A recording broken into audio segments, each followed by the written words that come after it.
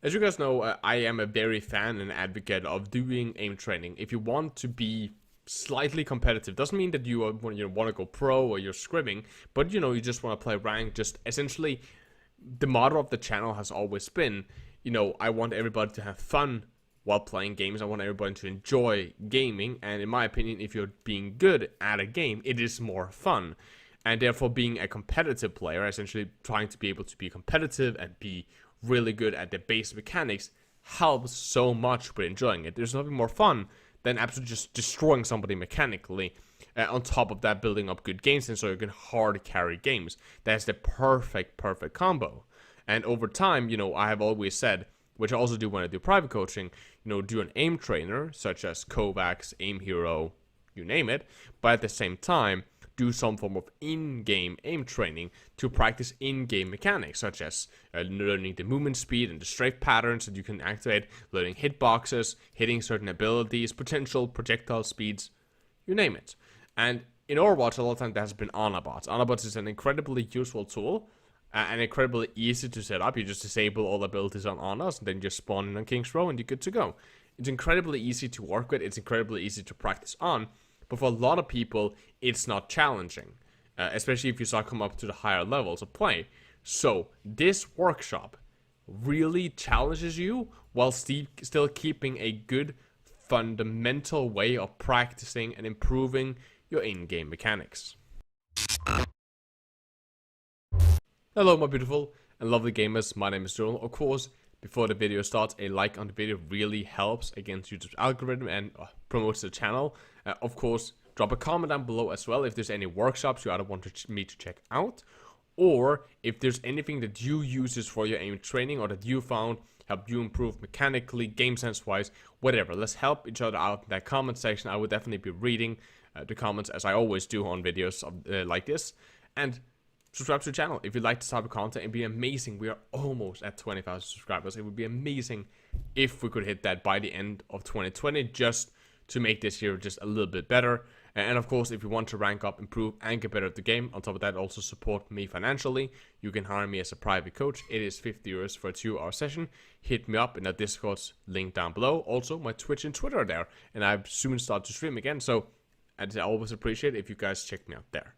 Now, with no further ado, this is the code right now on the screen for the workshop. Unfortunately, I don't know actually who made this. I didn't find any mentioned in any of the settings of like who has actually created this. I'm very sorry about that. So if you guys know who made this, I would be very thankful if you could drop it down in the comments.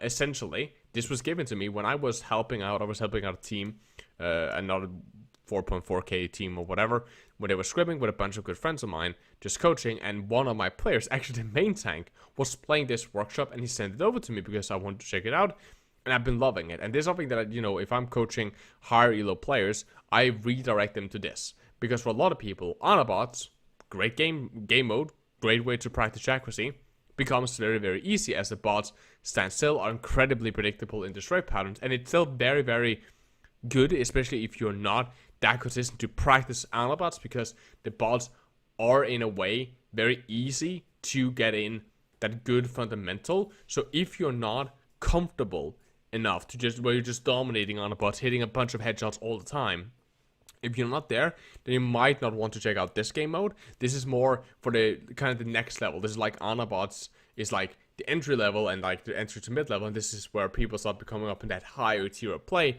where they really want to start getting more challenged when it comes to their aim training. And there's still nothing wrong with doing Anabots, half the time on Anabots and then half the time of this aim trainer, just to warm up with Anabots. That can actually be really nice, because this game mode is hard.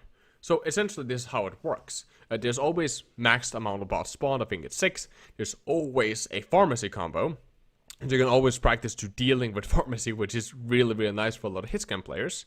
And then they will spawn 4 other random bots. Now, when you deal damage to any of these bots, they will shoot back at you. They do reduce damage to you, and when you deal damage, you also heal some of that damage that you deal. So you have some form of life steal, so you can keep running for a longer period of time. And the bot spawns almost instantaneous when you get a kill, so you just keep feeding into the meat grinder. Why this is so good is one, you can actually turn on immortality if you want to. However, I recommend you not to do so, as I feel like if you have a health bar, you also get this a little bit of stress level, which you don't get in nanobots. Nanobots, you're very relaxed, and this kind of also is a little bit of a stress test. But it's also just the fact that these bots are, one, really difficult to hit. Like, they are strafing, they are being random as an AI, but doing it in a proper way where they're not stopping like nanobots. So these are can actually be really, really difficult to hit, as there's no like human pattern that you can easily recognize and abuse, so you're really relying a long time on good accuracy.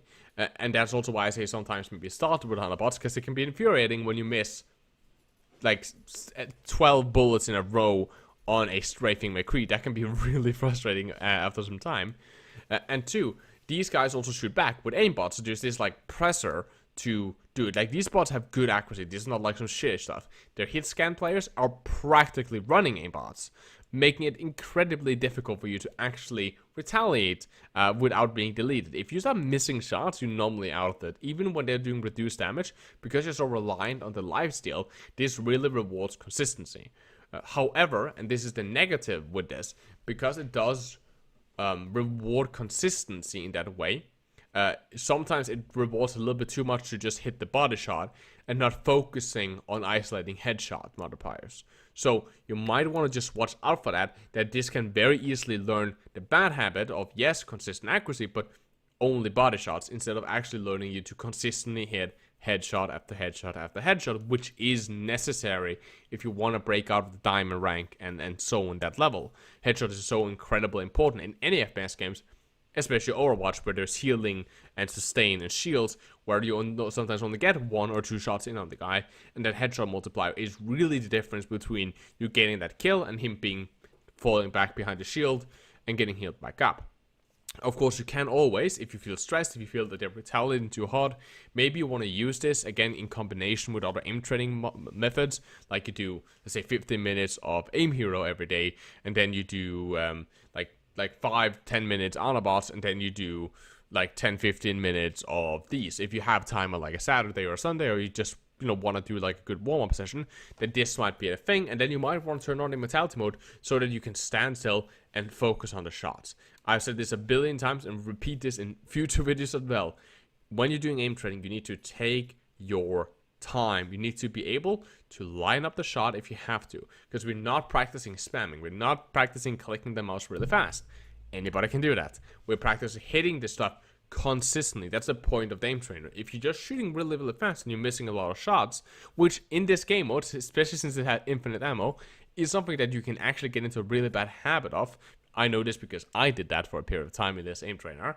You can get into this bad habit of just spamming instead of actually hitting the shots, and that teaches not just that you're wasting your time because you're not learning how to aim, but it can actually teach bad muscle memory, as you will at that point have absolutely no trigger discipline, doing that you're constantly missing shots in rank because you're constantly shooting and shooting and shooting and trying to push your limits too fast.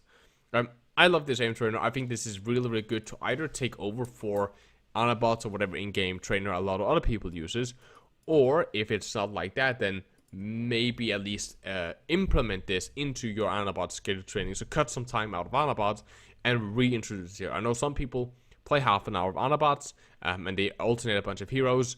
Maybe add this into it. One thing to note is that on certain heroes, this can be a little bit of a poor or bad aim trainer for certain heroes. For example, I found out with Genji, it wasn't really the best. I have made a video on another Genji game mode, which was actually made by Tommy B, a member of a Discord community, which again, you should join, link in the description. He made a custom game, which I think is really good for practicing Genji mechanics specifically. I think that this game mode is far better for stuff like hit scans or Hanzo's or other ranged DPS players. Potentially supports like Ana can also work, or Senora, but I don't think that this game mode is significantly or in any way really that good or efficient if you are playing Genji. For example, as you constantly have to throw the gap and the map is so big that it spawns so far away that it is kind of a slow way of practicing Genji comparatively to others. So unless for some reason you want to practice those heroes because of the strafing of the bot, and that's the challenge you're looking for, then I recommend that you might want to check out other tools to practice Genji. Other heroes similar to him, potentially Doomfist and Reaper, for example, can also be maybe a little bit wonky to play in this game mode due to the distance that bots are spawning away from you, and it just takes time just doing stuff like closing the gap. But that's all for today. Please like, comment, and subscribe. Always appreciate. Check out my other videos. I'm branching out into more and more games now. Valorant and generally other FPS titles. It's for the health of the channel, also for health as me as a content creator, as I need to do other stuff than just Overwatch all the time. So please, if you guys could, check those out. Drop a like, share that stuff around. It's also really, really appreciated. 20,000 subscribers by 2020, boys. Subscribe to your channel. Share this around. I love you guys very, very much. Please do take care of this. Stay positive. Wear a mask. Wash your hands. And always, my name's Journal. And you guys, keep the enemy in your crosshairs.